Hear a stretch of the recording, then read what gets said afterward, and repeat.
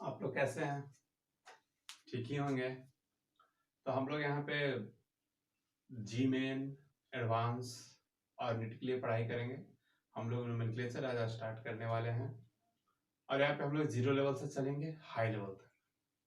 तो बिना ज्यादा कुछ कहे हम लोग स्टार्ट करते हैं। Let's start nomenclature.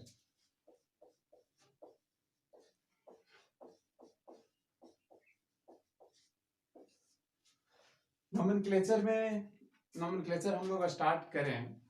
नोमेनक्लेचर में हम लोग ऑर्गेनिक कंपाउंड का IUPAC नाम लिखने के लिए सीखते हैं। ये स्टार्ट करें, इसमें हम लोग सबसे पहले स्ट्रक्चर के बारे में जानेंगे। अगर हम लोग को स्ट्रक्चर आ जाएगा तो हम आसानी से इसका स्ट्रक्चर लिख पाएंगे और उसका IUPAC नाम लिख पाएंगे। तो सबसे पहले मैं आपको स्ट्रक्चर के बारे में बताऊं। तो स्ट्रक्चर में क्या होता है कि स्ट्रक्चर जब सामने आता है तो उसमें दिखता है हमें कि कौन से एटम अन्य दूसरे कितने एटम से अटैच्ड हैं, और एक एटम दूसरे एटम से जब अटैच्ड होता है तो उनके बीच बॉन्ड बनता है। सिंपली उनके बीच बॉन्ड बनते हैं। तो एटम जो होते हैं अन्य दूसरे एटम के साथ बॉन्ड का निर्माण करता है। तो मैं ये बतलाना चाह रहा हूं कि हमें एक कैसे पता चलेगा कि कौन से एटम कितना बॉन्ड का निर्माण करेगा। तो मैं बता दूं कि जिस एटम का जितना वैलेंसी होता है वह उतने ही बॉन्ड का निर्माण करता है। अगर एटम का वैलेंसी 1 है तो वह 1 बॉन्ड बनाएगा। एटम का वैलेंसी 2 है तो वह 2 बॉन्ड बनाएगा। 3 है तो 3 बॉन्ड बनाएगा। 4 है तो 4 बॉन्ड बनाएगा। जितना उसका वैलेंसी होगा वह उतने ही बॉन्ड का निर्माण करेगा। तो सबसे पहले अगर हमें वैलेंसी याद हो जाए तो हम उनका स्ट्रक्चर लिख पाएंगे। तो हम लोग आप लोग को कुछ छोटे छोटे स्ट्रक्चर बतलाते हैं और उसके बाद थोड़ा सा बड़ा स्ट्रक्चर सीखेंगे और फिर हम लोग नाम लिखने के लिए स्टार्ट करेंगे। तो सबसे पहले स्ट्रक्चर पे आते हैं। तो यहाँ पे एलिमेंट है या एटम कह लें, और इसका यहाँ पे वैलेंसी है। तो हम इसका सिंबल लिखते हैं H।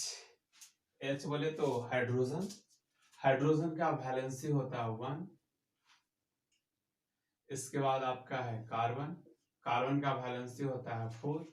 कार्बन का वैलेंसी यहाँ पे 4 है। इसका मतलब ये हुआ कि कार्बन आपको 4 बॉन्ड बनाएगा। हाइड्रोजन का वैलेंसी 1 है। इसका मतलब ये हुआ कि हाइड्रोजन 1 बॉन्ड बनाएगा। इसके बाद ऑक्सीजन है। ऑक्सीजन का वैलेंसी 2 होता है, ये 2 बॉन्ड बनाएंगे। नाइट्रोजन का वैलेंसी 3 है, यह 3 बॉन्ड बनाएगा। और इसके बाद आपका फ्लोरीन ले लेते हैं। फ्लोरीन का valency 1, chlorine 1, bromine 1, iodine 1, phosphorus 3 and 5। Phosphorus का वैलेंसी 3 भी होता है और 5 भी होता है, अर्थात फास्फोरस 3 बॉन्ड भी बना सकता है और 5 बॉन्ड भी बना सकता है। और एक है सल्फर, इसका वैलेंसी 2 भी होता है, 4 होता है और 6। बोले तो सल्फर 2 बॉन्ड भी बना सकता है, 4 बॉन्ड भी बना सकता है और 6 बॉन्ड भी बना सकता है।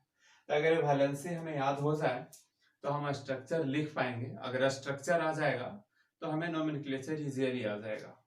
कुछ हम छोटा सा हम 0 लेवल से स्टार्ट करते हैं। सबसे पहले किसी ने कहा H2 है, इसका स्ट्रक्चर आप कैसे लिखोगे? तो आप यहां देख रहे हो कि जो H2 है इसमें हाइड्रोजन के 2 एटम मौजूद हैं। तो स्ट्रक्चर लिखने के लिए क्या करेंगे, जैसे देखा कि इसमें 2 एटम है तो हाइड्रोजन को आप 2 बार लिख लो। इस तरह से लिखो H H, आपने 2 बार लिखा। अब क्या करना है, क्योंकि हाइड्रोजन का वैलेंसी 1 है तो कहीं ना कहीं हाइड्रोजन 1 बॉन्ड बनाएगा। तो ये दोनों हाइड्रोजन के बीच आप एक लाइन खींचो ऐसा। तो ये जो लाइन है ये दोनों हाइड्रोजन को जोड़ रहा है, अटैच कर रहा है दोनों को एक साथ। और इस लाइन को आप ना डैश बोलोगे, डैश नहीं बोलोगे ना, ऐसा नहीं कि हाइड्रोजन डैश हाइड्रोजन या हाइड्रोजन माइनस हाइड्रोजन, नहीं, यह एक बॉन्ड है। चूंकि यहाँ पे वन बॉन्ड है इसलिए दुनिया इसे बोलती है सिंगल बॉन्ड। आप भी आज से बोलोगे इसे सिंगल बॉन्ड। तो इस तरह से H2 इस तरह से जुड़ा हुआ है।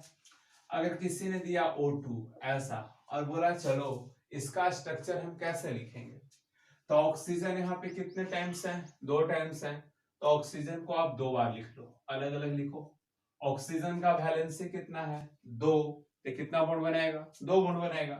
तो इनके बीच आप 2 लाइन खींचो। अब ऐसा नहीं बोलोगे कि 0 इक्वल टू 0, ना भाई यहाँ पे 0 है ही नहीं है, ये तो ऑक्सीजन है और ये 2 लाइन है जो डबल बॉन्ड को इंडिकेट कर रहा है। तो आप यहाँ पे क्या करोगे, ऑक्सीजन डबल बॉन्ड ऑक्सीजन, तो ए आपका क्या है डबल बॉन्ड है, इसे हम डबल बॉन्ड बोलेंगे। ठीक इसी तरह से किसी ने कहा N2, तो नाइट्रोजन है कितने बार है 2 बार, तो आप इसे 2 अलग अलग लिखें, ऐसे लिखें और ऐसे लिखें। नाइट्रोजन का वैलेंसी कितना है 3 है, तो कहीं ना कहीं कितना बॉन्ड बनेगा 3 बॉन्ड बनेगा। 3 लाइन खींचो। अब ये 3 लाइन है तो इसे आप क्या बोलेंगे ट्रिपल बॉन्ड बोलेंगे, ट्रिपल बॉन्ड। ये आपका क्या हो गया ट्रिपल बॉन्ड हो गया। अगर किसी ने कहा H2O, H2O का आप स्ट्रक्चर कैसे लिखोगे, H2O हम H2O का स्ट्रक्चर अगर कोई बोले कि कैसे लिखेंगे, इसका लिख लिए, इसके लिख लिए, इसके लिख लिए, इसका कैसे लिखोगे, तो जब आप इसका लिख लिए तो आप इसको भी लिख पाओगे। लेकिन यहाँ पे थोड़ा सा ये अलग है, आप देख रहे हो इस मॉलिक्यूल और इस मॉलिक्यूल में कुछ ना कुछ डिफरेंस है, और डिफरेंस क्या है दिख रहा है यहाँ पे, क्लियर दिख रहा है, दिख ये रहा है कि इस मॉलिक्यूल में 2 एटम है और दोनों हाइड्रोजन का एटम है।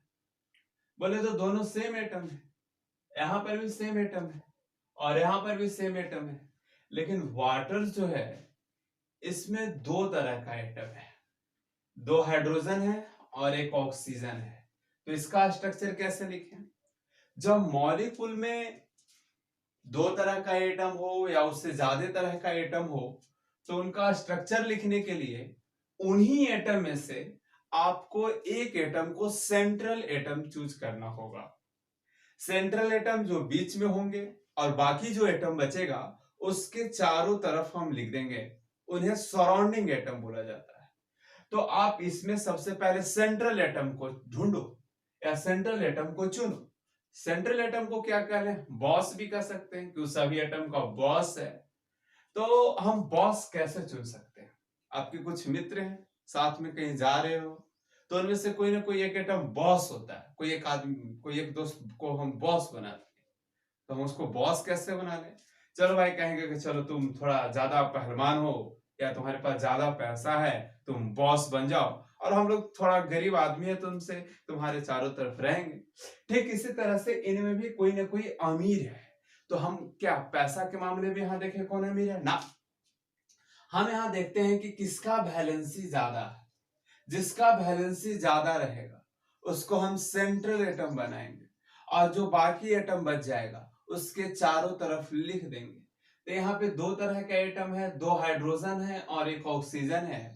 तो ऑक्सीजन का वैलेंसी आप देखो तो 2 है और हाइड्रोजन का वैलेंसी देखो तो 1 है, और ये दोनों में ज्यादा किसका है, ऑक्सीजन का ज्यादा है, कहीं ना कहीं 2 तो बड़ा ही है। तो इसे हम बनाएंगे सेंट्रल एटम और ये रह जाएगा आपका सराउंडिंग एटम। तो यहाँ पे ऑक्सीजन हो गया सेंट्रल एटम और इनके आजू बाजू हाइड्रोजन को हम दिखा देंगे इस तरह से ऐसे। अब क्या करना है, ये सराउंडिंग एटम हो गया, सेंट्रल एटम हो गया। अब सेंट्रल एटम किसे बनाना है, जिसका वैलेंसी ज्यादा होगा। अब इन दोनों क्या करें, कैसे अब लिखें, तो ये बाहर वाला हो गए और ये अंदर वाला हो गए, तो हम बाहर वाला का वैलेंसी पूरा करेंगे। जब आप बाहर वाला का वैलेंसी पूरा करोगे तो अंदर वाला का वैलेंसी अपने आप पूरा हो जाएगा। कैसे, जैसे हमारे यहाँ लोग कहते हैं कि कोई बाहर से अतिथि आए तो पहले उसे खिला दो, खुद ना भी खाओ तो अपना पेट भर जाता है, ऐसा कहते हैं। तो ठीक उसी तरह से यहाँ पर अगर बाहर वाला का वैलेंसी हम पूरा करेंगे तो अंदर वाला का वैलेंसी मैं गारंटी के साथ कहता हूं पूरा हो जाएगा। तो हम बाहर वाला का वैलेंसी कैसे पूरा करेंगे? तो सबसे पहले आप देखो हाइड्रोजन का वैलेंसी कितना है 1, दैट मींस ये हुआ 1 बॉन्ड बनाएगा। किसके साथ जोड़ेंगे इसको? सेंट्रल एटम के साथ जोड़ना है। तो हाइड्रोजन का वैलेंसी कितना है 1, कितना बॉन्ड बनाएगा 1, किसके साथ? सेंट्रल एटम के साथ। तो आप यहाँ पे एक लाइन खींचोगे। अब ए हाइड्रोजन भी कितना बॉन्ड बनाएगा? एक बॉन्ड बनाएगा, क्योंकि इसका भी वैलेंसी तो 1 ही है। अब हाइड्रोजन आप कहीं से लाओ, चाहे वो यहाँ का हो या अमेरिका का हो, जापान का हो, वैलेंसी तो 1 ही होगा। तो यह भी 1 बॉन्ड बनाएगा। तो इस हाइड्रोजन का भी वैलेंसी पूरा हो गया, इस हाइड्रोजन का भी वैलेंसी पूरा हो गया। अब सेंट्रल एटम का वैलेंसी कितना है 2, इसका भी देख लो पूरा हो गया 1 और 1 2। तो इसी तरह से जब आप बाहर वाले का वैलेंसी पूरा करोगे तो अंदर वाला का वैलेंसी अपने आप पूरा हो जाएगा। तो इसी तरह से अगर नेक्स्ट स्ट्रक्चर लिखना हो, किसी ने कहा CO2 का आप स्ट्रक्चर लिखो, तो स्ट्रक्चर लिखने के लिए क्या करना होगा? दोनों में ढूंढना होगा कि सेंट्रल एटम कौन है। तो एक कार्बन है और एक कौन है? ऑक्सीजन है। तो इन दोनों में से किसका वैलेंसी ज्यादा है? एक कार्बन का वैलेंसी 4 है और ऑक्सीजन का वैलेंसी 2 है। तो वैलेंसी ज्यादा किसका है? कार्बन का। तो कार्बन को ले लो सेंट्रल एटम। तो कार्बन सेंट्रल एटम हो गए और इनके आजू बाजू किसको लिख लें? ऑक्सीजन को लिख लेते हैं। एक ऑक्सीजन इस तरफ और एक ऑक्सीजन इस तरफ। कार्बन अब ऑक्सीजन का वैलेंसी पूरा करना है। मैं पहले बताया बाहर वाला का वैलेंसी पूरा करना, अंदर वाला का वैलेंसी अपने आप पूरा हो जाएगा। तो सबसे पहले आप बाहर वाला का वैलेंसी पूरा करो। बाहर में कौन है? ऑक्सीजन। तो ऑक्सीजन का वैलेंसी कितना है 2। तो कितना बॉन्ड बनाएगा? 2 बॉन्ड। किसके साथ? सेंट्रल एटम के साथ। यहाँ 2 लाइन डाल देगा। अब ए ऑक्सीजन कितना बॉन्ड बनाएगा? ए भी 2 बनाएगा। तो सेंट्रल एटम के साथ 2। सेंट्रल एटम का वैलेंसी कितना है? 4 है। तो इधर 2 और इधर 2 कितना हो गया? 4 हो गया। तो इसका भी वैलेंसी पूरा हो गया। तो इस तरह से कार्बन डाइऑक्साइड का स्ट्रक्चर हो गया। तो हम इस तरह से कह सकते हैं कि जब आप बाहर वाला का वैलेंसी पूरा करोगे तो अंदर वाला का वैलेंसी ऑटोमेटिक पूरा हो जाएगा। इसी तरह से हम लोग नेक्स्ट, अब जब आप पढ़ रहे हो तो साथ में कॉपी पेन दोनों रखोगे और इसे नोट भी करते चलोगे। मैं इसे मिटा देता हूं, आप नोट कर लेंगे अपना।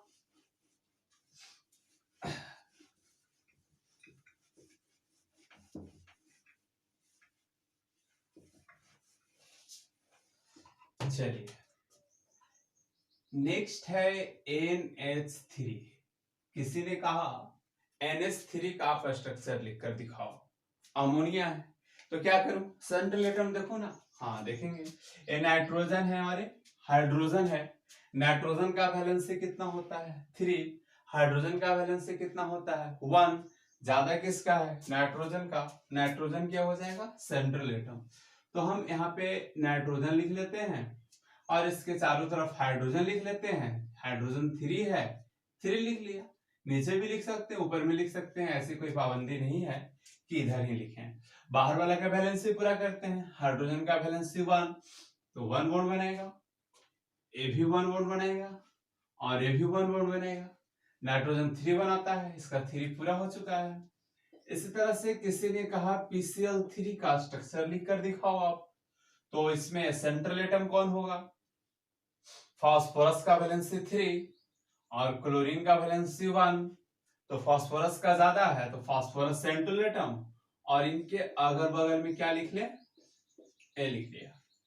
तो अब ए सिंगल बॉन्ड बनाएगा तो इसके साथ सिंगल सिंगल ऐड कर दिए। फास्फोरस 3 बना सकता है और 5 भी बना सकता है।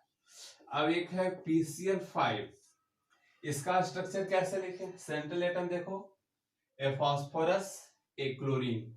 वैलेंसी ज्यादा किसका है? फास्फोरस का। 3 भी 5 भी और इसका तो 1 ही होता है। तो फास्फोरस आपका हो गया सेंट्रल एटम और क्लोरीन कितने हैं? 5। 1 2 3 4 5। अब सिंगल बॉन्ड से इसको अटैच कर दो इस तरह से। क्लोरीन का एक एक वैलेंसी पूरा हो गया और फास्फोरस का 5 1 2 3 4 5 इस तरह से PCl5 का स्ट्रक्चर हो गया। अब किसी ने कहा H2S इसका स्ट्रक्चर कैसे लिखोगे? एकदम जस्ट लाइक उसी तरह लिखना है, कोई इसमें चेंजिंग नहीं करना है।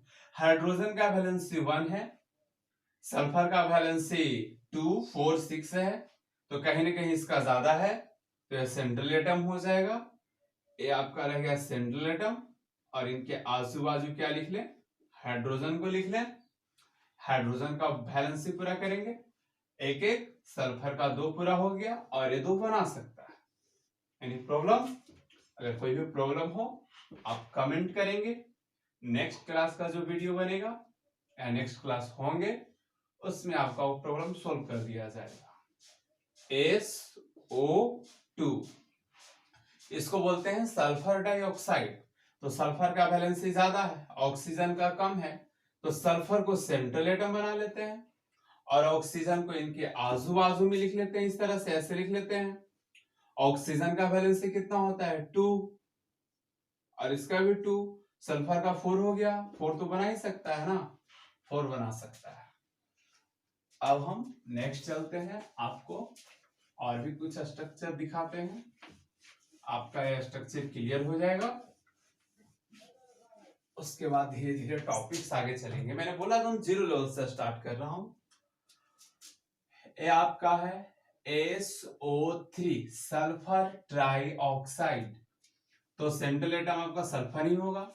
ऑक्सीजन 3 है, आप 3 टाइम्स लिख लो, जिधर मन करे उधर लिख लो, कोई प्रॉब्लम नहीं है। सल्फर का वैलेंसी 6 4 2, ऑक्सीजन का 2 2 2 2, सल्फर का कितना हो गया? 2 2 2 6 हो गया, 6 बना सकता है, बिल्कुल ऐसा ही स्ट्रक्चर है अपना। अब ऐसा सोचोगे सर यहाँ इसके पास इलेक्ट्रॉन कितना हो गया? एक बॉन्ड में 2 इलेक्ट्रॉन होता है, इसमें 2 इलेक्ट्रॉन है, इसमें भी 2 इलेक्ट्रॉन है, इसमें भी 2 इलेक्ट्रॉन है, इसमें भी 2 इलेक्ट्रॉन है, इसमें भी 2 इलेक्ट्रॉन है, इसमें भी 2 इलेक्ट्रॉन है। टोटल इलेक्ट्रॉन सल्फर के पास कितना हो गया? यहाँ पे 2 2 4 2 6 8 10 12 इलेक्ट्रॉन। क्या सल्फर 12 इलेक्ट्रॉन रख सकता है? बिल्कुल रख सकता है।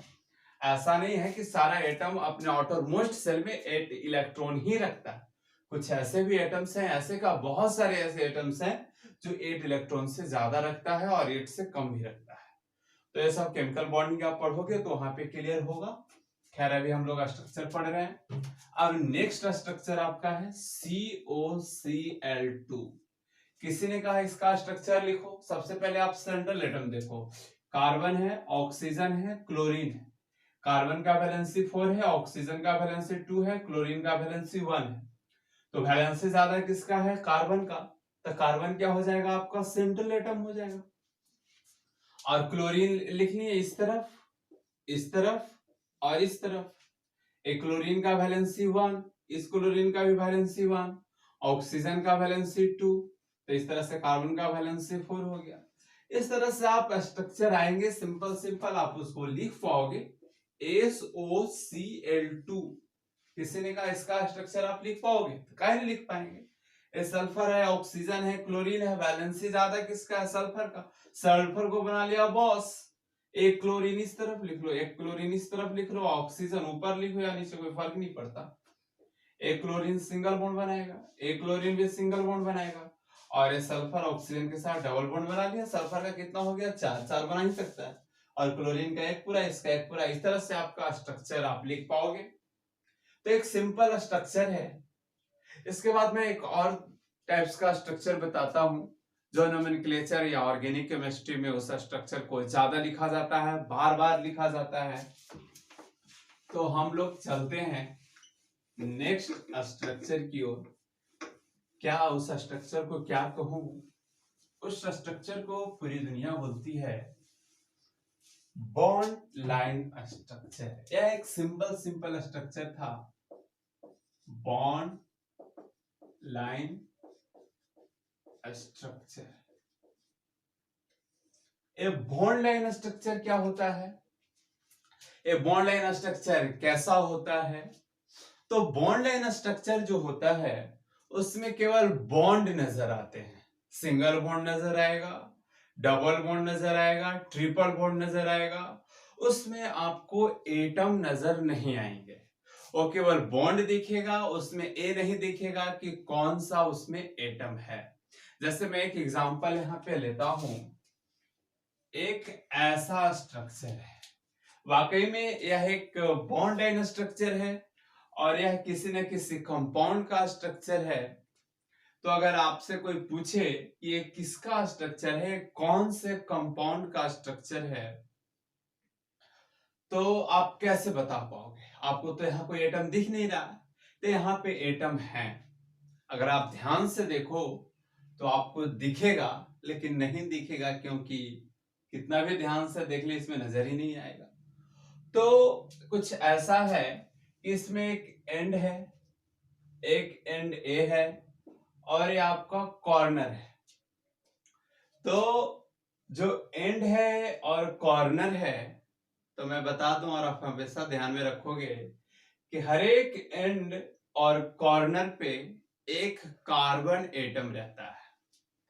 हर एक एंड और कॉर्नर पे एक कार्बन एटम रहता है और उस कार्बन एटम के साथ हाइड्रोजन ही रहता है और कोई दूसरा नहीं रहता।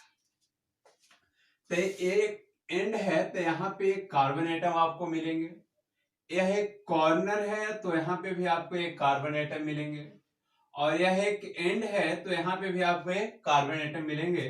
तो आप इन्हें इस तरह से दिखा सकते हो कि यहाँ पे कार्बन है और ये जो लाइन इस तरह से दिख रहा है, ए लाइन आपके सिंगल बॉन्ड है और यहां पर भी क्या है, कार्बन है और ए लाइन सिंगल बॉन्ड है और एक एंड भी क्या है, यहां पर एक कार्बन एटम है। तो ए स्ट्रक्चर कुछ इस टाइप का दिख रहा है। तो आप इसके साथ देख पाओगे कि ए कार्बन ए कार्बन ए कार्बन, और हमने बताया कि कार्बन कितने बॉन्ड बनाते हैं, 4 बॉन्ड बनाते हैं, लेकिन यहाँ पे कितना कार्बन बना रहा है, सिंगल बॉन्ड, 1 बॉन्ड। एक कार्बन कितना बना रहा है, 2 बॉन्ड, और एक कार्बन 1 बॉन्ड। तो स्ट्रक्चर तो गलत हो जाएगा बिल्कुल, लेकिन यह स्ट्रक्चर गलत नहीं है। मैंने कहा कि इस कार्बन के साथ हाइड्रोजन भी होते हैं। तो अब किस कार्बन के साथ कितने हाइड्रोजन होंगे, ये कैसे पता चलेगा? तो कार्बन तो 4 बॉन्ड ही बनाएगा। ये बना कितना रहा है, 1 बॉन्ड बना रहा है। बनाना कितना है, 4 बॉन्ड बनाना है। तो ये 4 बॉन्ड कैसे बनाएगा? तो मैं बताऊं, कार्बन यहाँ पे जितना बॉन्ड बना रहा है आप देख लो। चलो सिंगल बॉन्ड बना रहा है, 1 बॉन्ड बना रहा है। 4 बनाने में कितने घट रहे हैं, 3। क्योंकि 1 बना रहा है, 4 करना है, तो 3 घट रहा है। तो जितना घट रहा हो 4 होने में, उतना हाइड्रोजन अपने मन से जोड़ दोगे। जैसे यहाँ पे एक कार्बन 1 बॉन्ड बना रहा है, तो घट रहा है कितना, 3। तो 3 हाइड्रोजन यहाँ पे अपने मन से आप जोड़ दो। 1 2 3 4 हो गया। एक कितना बॉन्ड बना रहा है, 2 बॉन्ड बना रहा है। बनाना कितना है, 4। तो घट रहा है कितना, 2। तो 2 हाइड्रोजन अपने मन से यहां पे आप जोड़ दो। 1 2 3 4, ये 4 हो गया। ठीक इसी तरह से एक कार्बन कितना बॉन्ड बना रहा है, सिंगल बॉन्ड। कितने घट रहे हैं, 3। तो 3 अपने मन से जोड़ दो। 1 ये हो गया, 2 3 4। इसी स्ट्रक्चर को आप इस तरह से लिख सकते हो कि इस कार्बन के साथ कितने हाइड्रोजन है, 3। आप लिख सकते हो CH3 सिंगल बॉन्ड। इस कार्बन के साथ कितने हाइड्रोजन है, 2। तो आप लिख सकते हैं CH2। और इस कार्बन के साथ कितने हाइड्रोजन है, 3। तो आप यहां पे लिख सकते हो CH3। इसी तरह से नेक्स्ट किसी ने इस तरह का दिया और बोला चलो आप इनका स्ट्रक्चर लिखकर दिखाओ। तो हमने बताया कि यह एक एंड है, यहाँ पे एक कार्बन होगा, यह एक कॉर्नर है, यहाँ पे एक कार्बन होगा, यह एक कॉर्नर है, यहाँ पे एक कार्बन होगा, यह एक एंड है, यहाँ पे एक कार्बन होगा और यहाँ पे एक कार्बन होगा। तो सबसे पहले यहाँ पे जो कार्बन है आप इन्हें लिखें कार्बन, इसके बाद सिंगल बॉन्ड है, यहाँ पे कार्बन है, फिर नीचे में आ जाए यहाँ पे कार्बन है, फिर इसके नीचे जस्ट कार्बन है, फिर ऊपर में कार्बन है। इस टाइप का है और इसमें आपको हाइड्रोजन पुट करना है। एक कार्बन सिंगल बना रहा है, बनाना कितना है 4, घट कितना रहा है 3, तो आप इसके साथ 3 अटेस्ट करो, 1 2 3 4। इस कार्बन कितना बना रहा है 2, कितने और बनाएंगे 2 और, तो 2 हाइड्रोजन इसके साथ अटेस्ट होंगे। एक कार्बन 1 2 3, एक घट रहा है, एक हाइड्रोजन 4 हो गया। यहाँ पे 1 बना रहा है 3, 1 2 3, अब 4 हो गया। यहाँ पे कितना बना रहा है 1 2 3 4। इस तरह से स्ट्रक्चर कंप्लीट हो गए। आप इन्हें इस तरह से भी लिख सकते हो, CH3 CH2 CH3 को, यहाँ पे कितने कार्बन है 3, आप 3 लिख लो। हाइड्रोजन कितने हैं 3 2 3, 3 2 5 एंड 3 8। ऐसा ये आपका जनरल फार्मूला हो गया और ये बॉन्ड लाइन स्ट्रक्चर हो गया। तो और भी एग्जांपल हम आपको दिखलाते हैं, उसके बाद आपको आ जाएगा।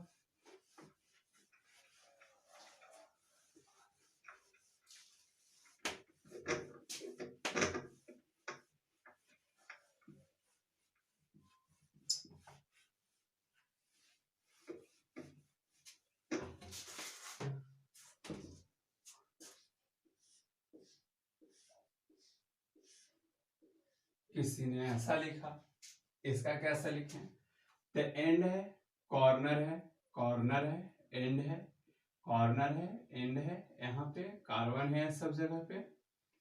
ये रहा आपका कार्बन, ऊपर में सिंगल बॉन्ड कार्बन, फिर नीचे में कार्बन, फिर ऐसा कार्बन, कार्बन, यहाँ पे कार्बन, यहाँ पे कार्बन होगा और सामने में कार्बन, फिर इधर कार्बन और इधर कार्बन। हाइड्रोजन रखना है 1 बॉन्ड, 3 हाइड्रोजन यहाँ पे आएंगे, 2 बॉन्ड है 2 हाइड्रोजन आएगा, 1 2 3 बॉन्ड है 1 हाइड्रोजन, 1 बॉन्ड है 3 हाइड्रोजन, 1 2 1 बॉन्ड है, ये आपका हो गया 2 बॉन्ड है, हाइड्रोजन हो गया 1 2 3 हो गया, कंप्लीट है यहाँ पे 4 1 2 3 4, यहाँ पे कोई हाइड्रोजन नहीं होगा, 3 हाइड्रोजन 1 2 3 1 2 3, ऐसा हो गया।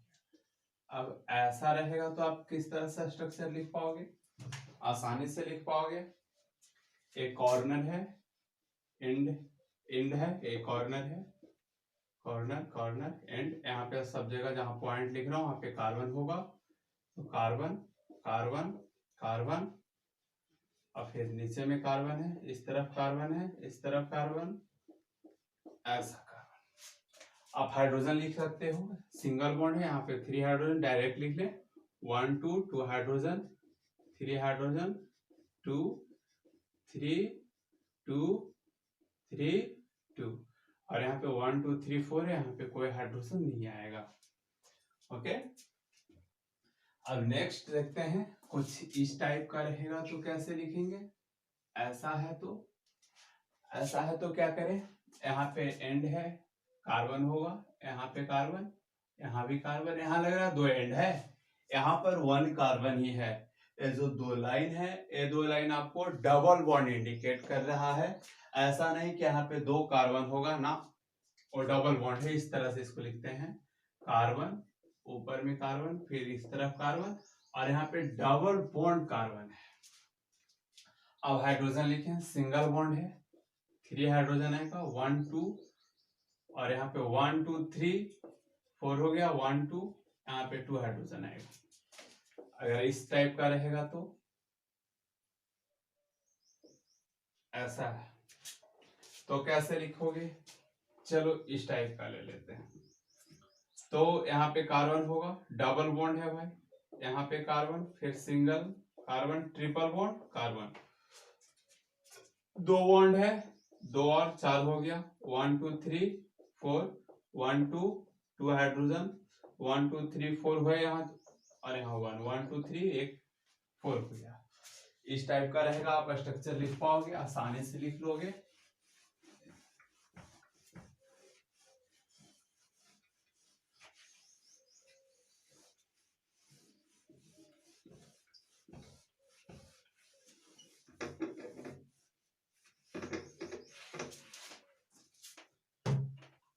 चलें, किसी ने इस टाइप का लिखा तो कैसे स्ट्रक्चर लिखेंगे? ए लग रहा है जैसे ट्रेंगल है, कोई कहेगा अरे ट्रेंगल कहां से आ गया केमिस्ट्री में? ये कोई ट्रेंगल नहीं है, केमिस्ट्री में यह एक कंपाउंड ही है।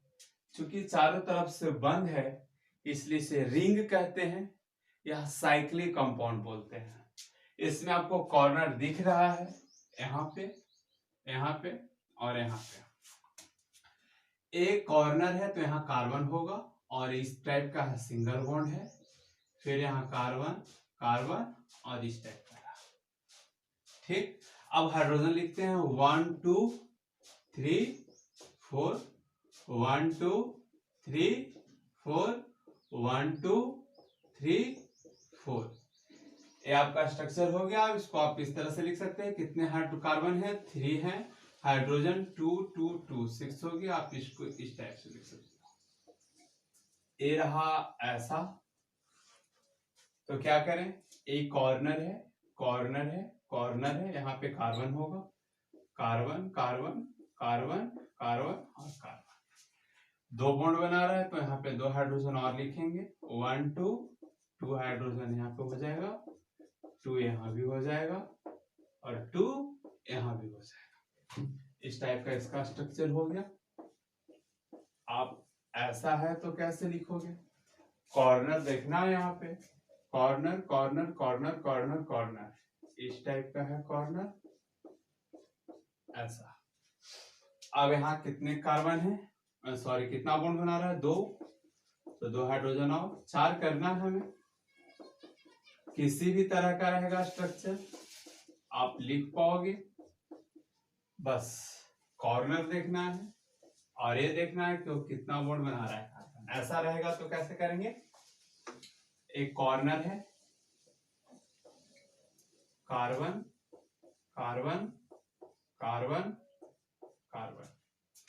ठीक है। एक कार्बन कितना बॉन्ड बना रहा है? 2, तो 2 हाइड्रोजन आ जाएगा, 1 2 2 1 2 2 1 2 2 1 2 2। इस टाइप के रहेंगे, आप इस तरह से लिख पाओगे। अगर ऐसा है तो कैसे करें? ऐसा आ गया और इसमें ऐसा आ गया, दे दिया, तो ये काफी इजी हो जाएंगे।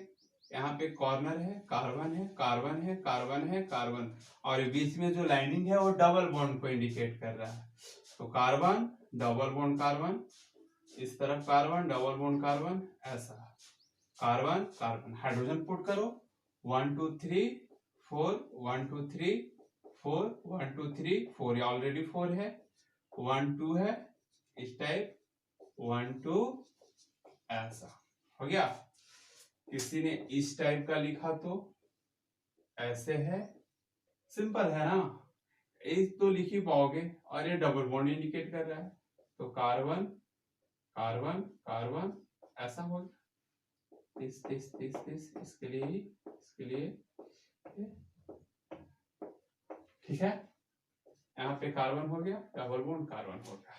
आप हाइड्रोजन लिख लेंगे, ये 2 बॉन्ड बना रहा है, 2 हाइड्रोजन, यहाँ पे 2 2 और यहाँ 1 और यहाँ पे 2, ठीक है। आप इसे नोट करो।